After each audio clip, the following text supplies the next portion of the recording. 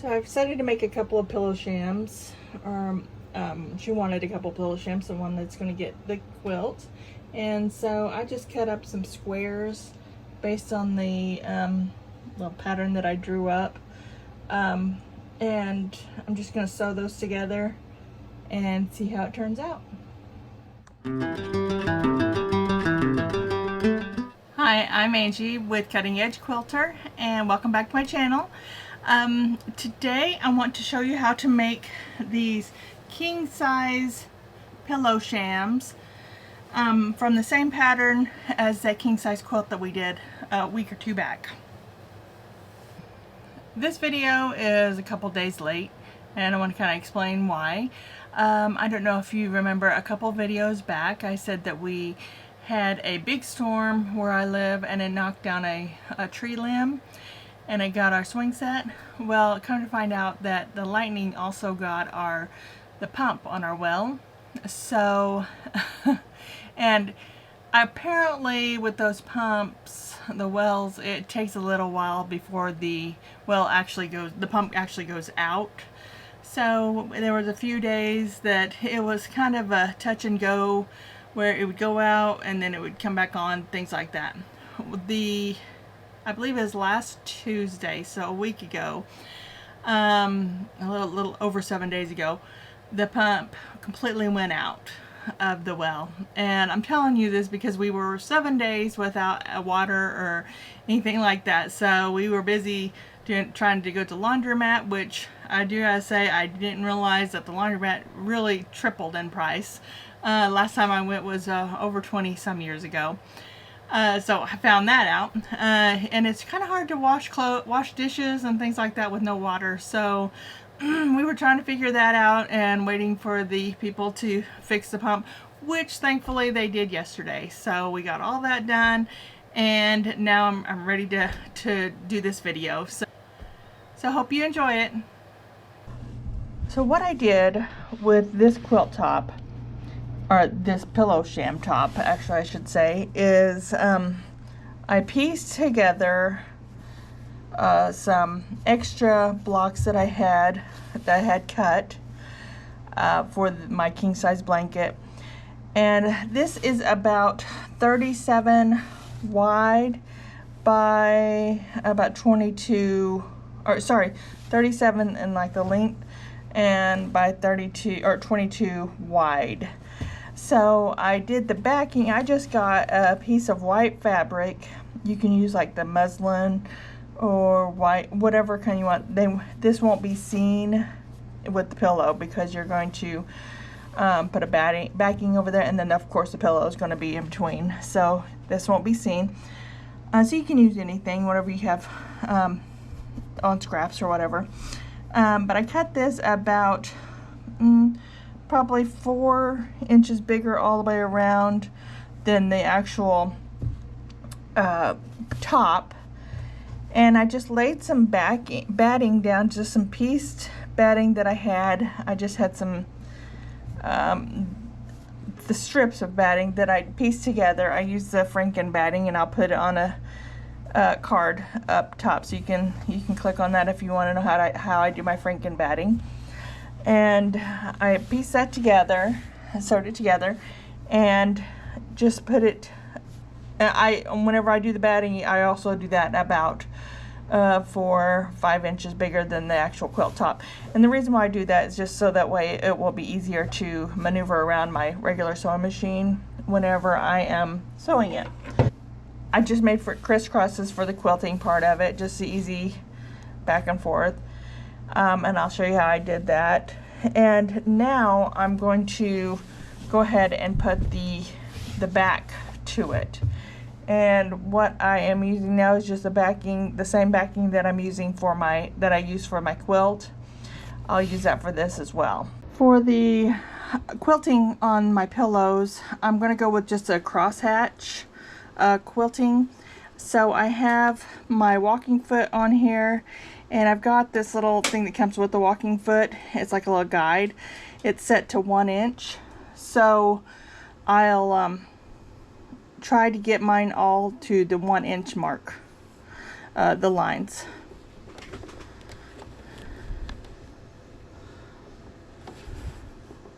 So what I am doing is I'm just sewing down just a line and then I'll sew another line down to make a crosshatch type pattern.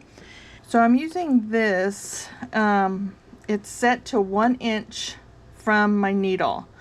So I'm using that to just a gauge on how far apart that I need to go, about 1 inch per line. And it's also making me keep it straight. It's helping me keep that straight, keep a straight line on this way. And like I said, I'll go this way in a minute and make like a little crosshatch pattern.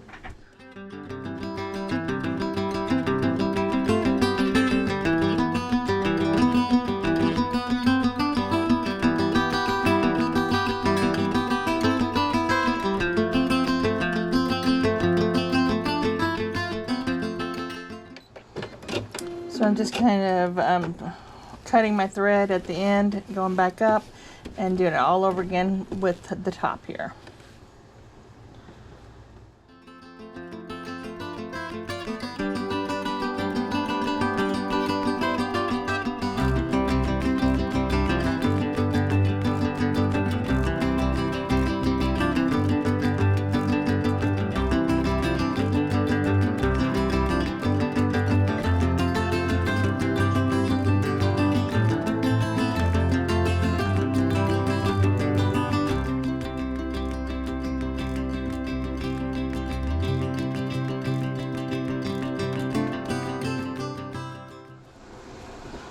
So I'm almost done with this one, but I just wanted to give a little tip.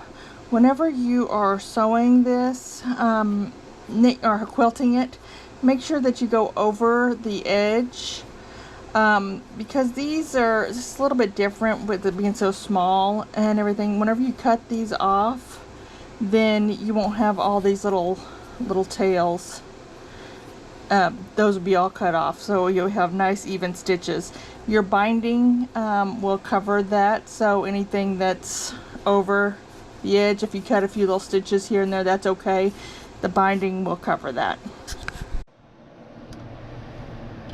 Okay, so this is what it looks like after it's all quilted and before I trim off the edges. So this is why you need a little bit bigger edges here, just so you have enough room to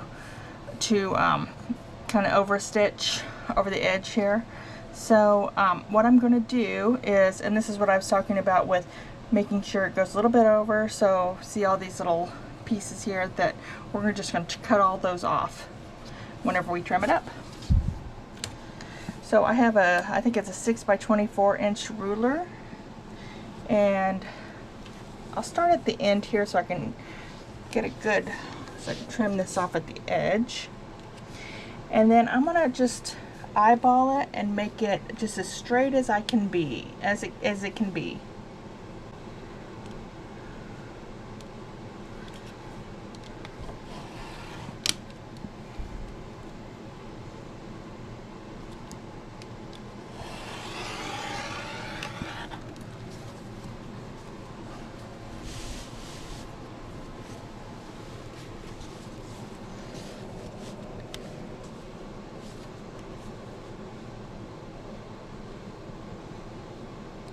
Kind of line up this along with this up here at the top.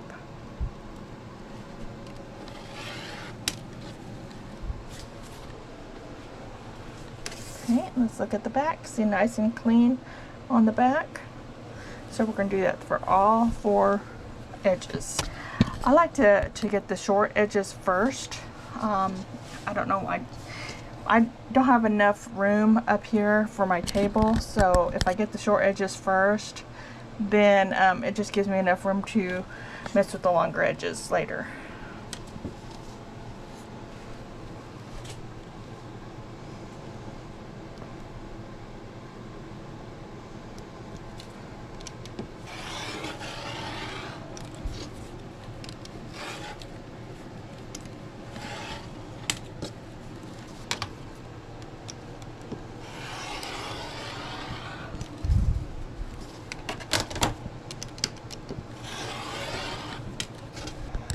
Alright, so there's the top of the quilt pillow, the Sham, that I'm working with. Next we're going to go ahead and do the backing, which is going to be an envelope style backing, and then we'll be done.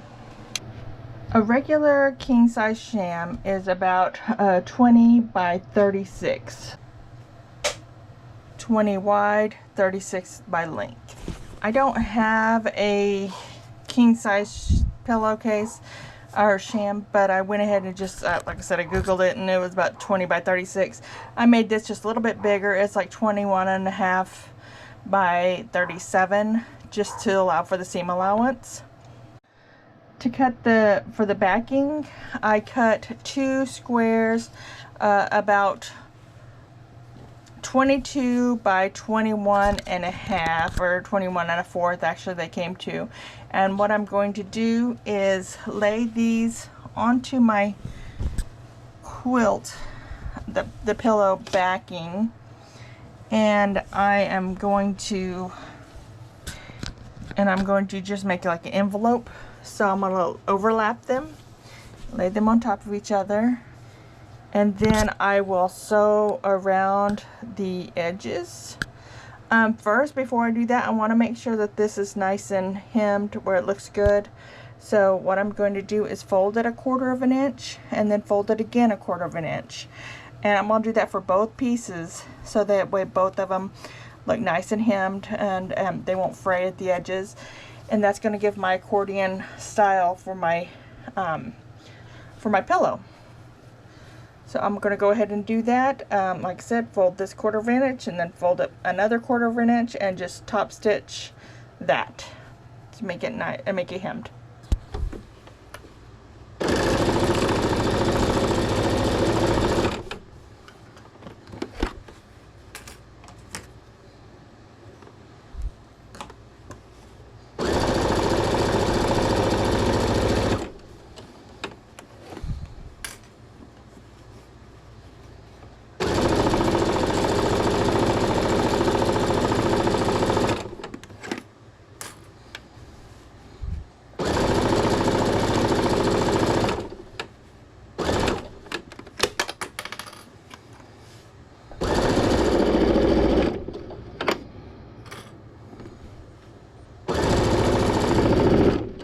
Okay, so now that I have my sides hemmed right here, then I will spread them out onto my, the quilt is going to be facing up, the quilt front top is going to be facing down, and I'm going to face these up, and I'm going to overlap them. It's probably about 5 inches overlap, something like that. And then I'm going to clip around, all around, and sew around the edges, 1/4 inch. Before I bind this, what I did was I had clips on it, and I went ahead and sewed around all 4 edges like 1/8 inch. So this makes sure that I catch the envelope right here, and that I'm gonna, whenever I'm doing my binding, so that way it doesn't kind of come apart and then I sew my binding down and not realize it and it's halfway out. So I went ahead, like I said, it just sewed like 1/8 inch all the way around, and now I'm going to start on my binding. Okay, I'm going to do my binding just like I did on my quilt. So I have 3 strips here. 3 should be long enough to go around. And I did 2 1/4 inch strips this time. Usually on quilts, bigger quilts especially, I do 2.5. But this one, I didn't want it to get too big and bulky on me, so I'm gonna go ahead and just do 2 1/4 strips. And right here, I'm just combining them. So I also watched TikTok yesterday. I can't remember who, if I can think about it, I will tell who put that out. But they had a needle plate that had the 1/4 inch mark on it, and they said that that's where they stop on their quilt, on the corners, to know that, you know, and then to turn their binding. So I was looking up here on mine, and I come to find out that right here on my presser foot there's a little notch, or it looks like a little notch, and it's perfectly in line with this line right here. And I measured it, and actually that is the 1/4 inch mark, so I can, from my needle, so I can stop when the edge gets to this line, and then I am able to, so that way I don't have to try to figure out where my 1/4 inch away from the end of my quilt is. So I thought that was a very good tip. I'm going to go ahead and do my easy binding on this, so to attach the binding together. So I just got kind of some tails. I made my quilt nice and flat, and I'll put a link to the video that I have on how to do this up at the top.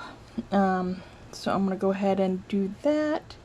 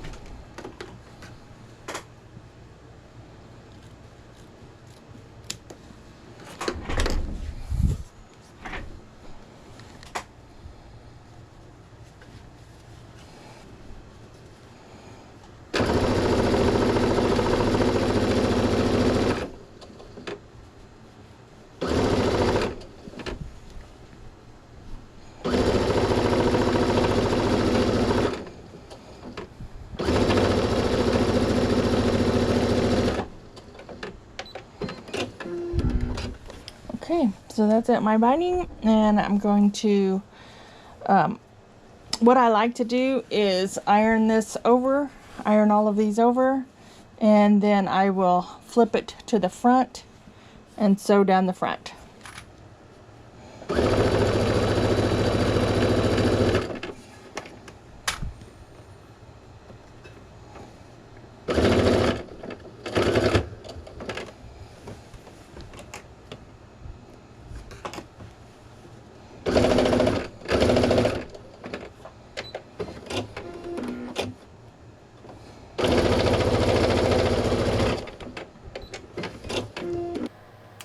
And that was it. It was kind of a short video. It was super easy. Like I said, I just wanted to make these just to match the actual quilt that I made. So I'm excited about giving these to her to go with the quilt.